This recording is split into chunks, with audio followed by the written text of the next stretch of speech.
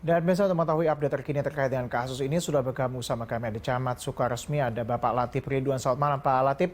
Pak Latif, diketahui bahwa kedua mempelai ini sudah berhubungan 2 Halo. tahun via media sosial ya Pak. Yang Bapak ketahui, apakah kemudian memang sejak awal ini si perempuan mengetahui identitas pria perempuan yang berpura-pura jadi laki-laki, atau memang ketidaktahuan sehingga kemudian mereka akhirnya memutuskan untuk menikah?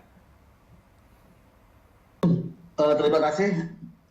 Dalam kesempatan ini saya klarifikasi bahwa 2 tahun yang lalu itu eh, berkenalan Ica itu dengan Adiati melalui media sosial, dan diperkirakan 2 tahun tersebut itu menanyakan status bahwa apakah perempuan atau laki-laki. Ternyata dia mengaku laki-laki dan memperlihatkan alat kelamin orang lain.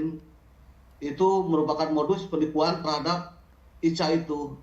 Oke. Jadi yakin saya bahwa Ica itu tidak mengetahui bahwa sebenarnya dia itu perempuan. Oke, Pak. Dalam perkembangannya yang Bapak ketahui, Pak, apakah kemudian si korban ini itu pernah bertemu sebelumnya, Pak? Sebelum akhirnya menikah, kemudian juga apakah memang tidak ada gelagat terlihat sama sekali begitu? Kalau misalnya kita melihat kan suaranya nampaknya itu agak seperti perempuan, Pak. Menurut pengakuan dari si korban itu, sempat tidak percaya bahwa dia itu laki-laki, tapi dia meyakinkan dengan memperlihatkan alat kelamin. Ternyata sudah diselidiki, ditanya, diinterogasi bahwa itu alat kelamin orang lain, temannya. Oke. Katanya di Kalimantan. Itu artinya Jadi bahwa sudah curiga sebetulnya. Oke, banyak yang curiga tapi kemudian dikonfirmasi dengan foto ya Pak ya. Foto alat kelamin yang ketahui merupakan alat kelamin untuk orang lain.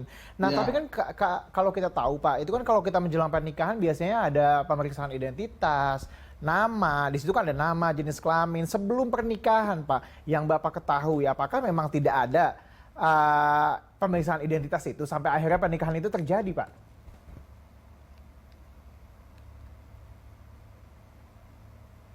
Itu mulai dari awalnya sudah beberapa koordinasi dengan konsultasi dengan KUA. KUA tidak bisa memberikan identitas dengan alasan hanya konsultasi, dengan alasan identitasnya lagi dalam proses.